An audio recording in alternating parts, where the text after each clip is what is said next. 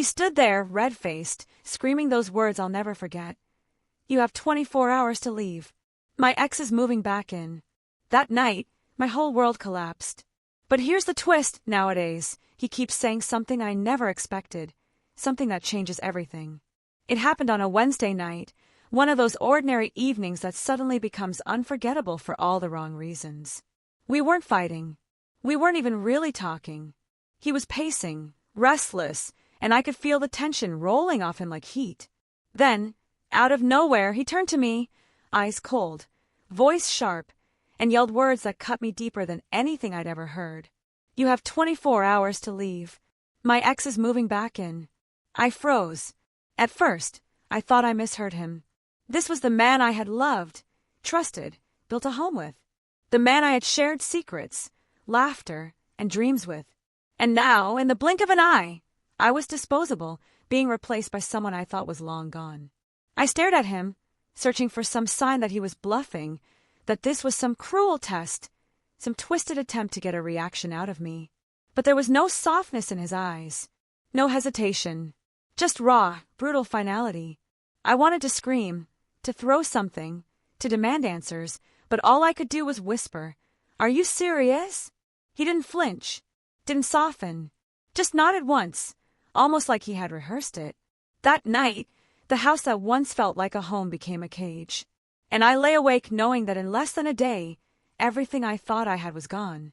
The next morning, sunlight poured through the blinds like nothing had happened, but my world was already in pieces.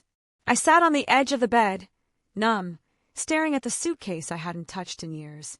My hands shook as I unzipped it, each fold of clothing reminding me this wasn't a trip, this was an exile.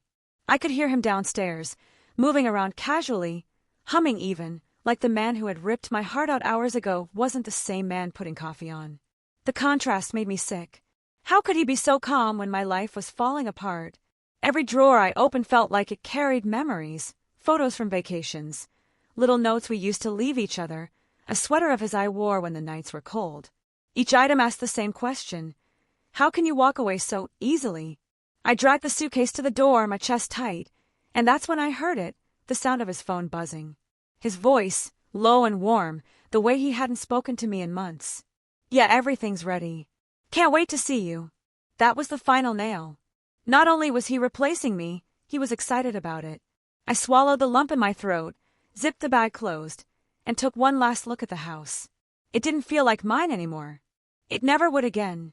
When I finally came downstairs, suitcase in hand, he looked up from his phone like I was just another interruption in his day. That casual glance, like I was nobody, like I was already gone, lit a fire inside me. "So that's it?" I asked, my voice breaking. "After everything, I'm just supposed to pack my life into one bag and leave? For her?" For the first time, he hesitated. His jaw clenched, and his eyes flickered with something I couldn't quite read. Guilt, maybe, or just annoyance. "It's better this way," he muttered. "We weren't happy. You know it." I laughed bitterly, though there was no humor in it. "We weren't perfect, no. But this, throwing me out for someone who already left you once, that's not better, it's pathetic." His face darkened, but he didn't deny it. He didn't beg me to stay. He didn't even look sorry. And somehow, that hurt more than the words themselves. I set the suitcase by the door and turned back one last time. "Remember this moment," I whispered, my voice shaking. "Because one day, when she breaks you again, you'll remember that you threw away the only person who still believed in you." His silence followed me as I walked out the door, but it was louder than any scream.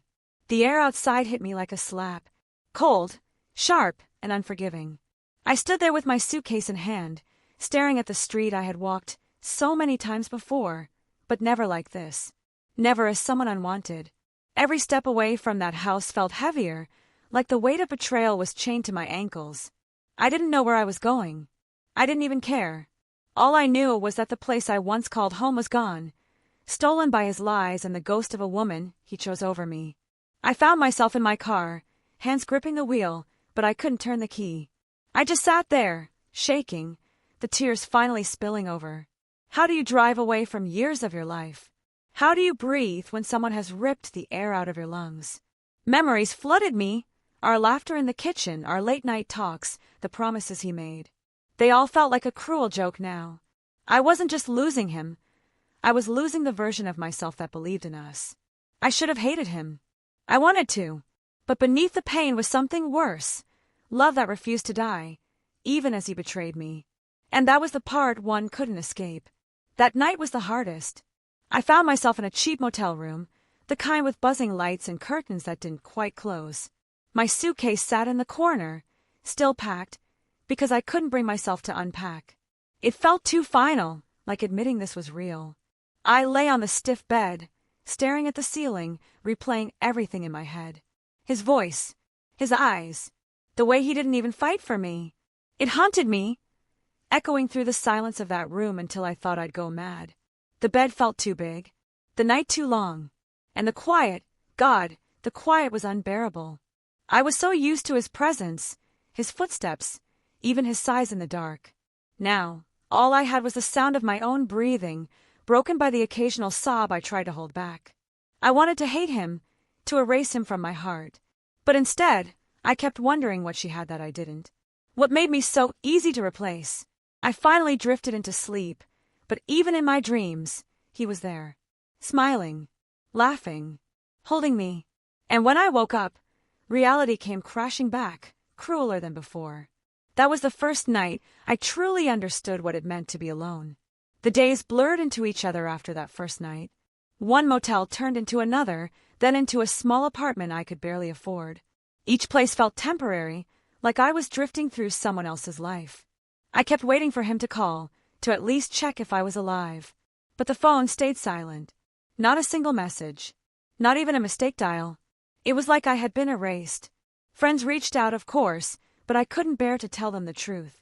How could I explain that the man I had built my life with tossed me aside like yesterday's trash? So I smiled through their questions, pretending I was fine, while inside I was drowning. Nights were the worst.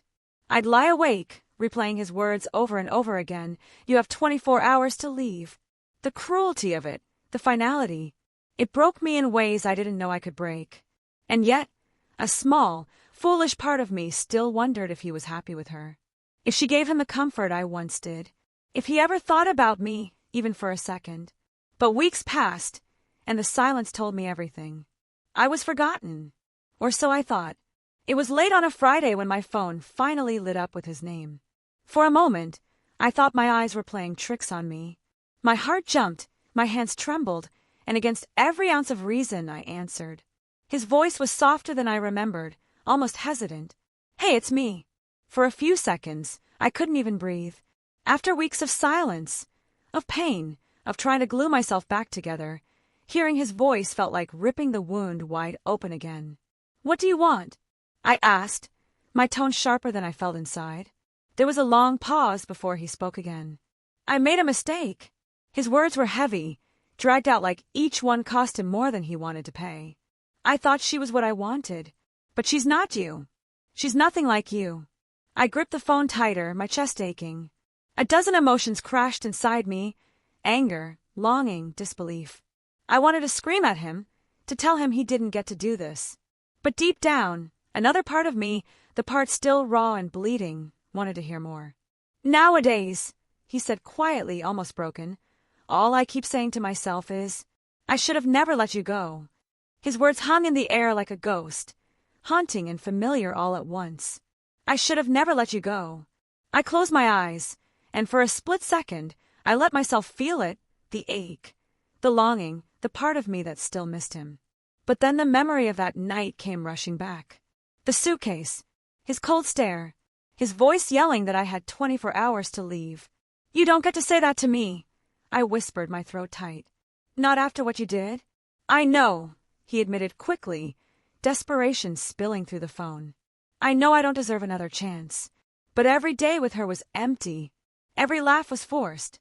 Every time I looked at her, all I could think was how I threw away the only person who ever truly loved me.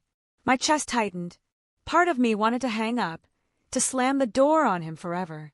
But another part, the broken, bruised part, needed to hear him suffer the way I had. So what? I said finally. You want me to forgive you? Just like that. Forget the night you ripped my life apart. His silence told me he had no answer, only regret. And in that silence, I realized the power had shifted. He wasn't the one throwing me out anymore. He was the one begging to come back in. The line between us was quiet, but I could hear his breath, shaky and uncertain, like he was bracing for my answer. I let the silence stretch, not because I didn't know what to say, but because I wanted him to feel it. The same emptiness he left me in. The same weight of waiting. Finally I spoke. Do you remember the way you looked at me that night?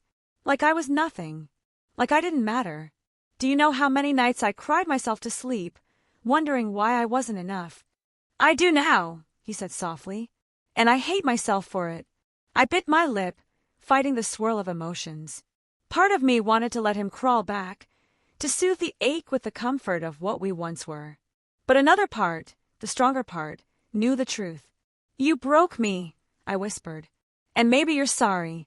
Maybe you even mean it. But the damage is done. I can't go back to being the woman who trusted you. That version of me doesn't exist anymore. His breath caught, like my words had finally cut through him. So this is it? Yes, I said, my voice steady now. This is it. I ended the call before he could answer.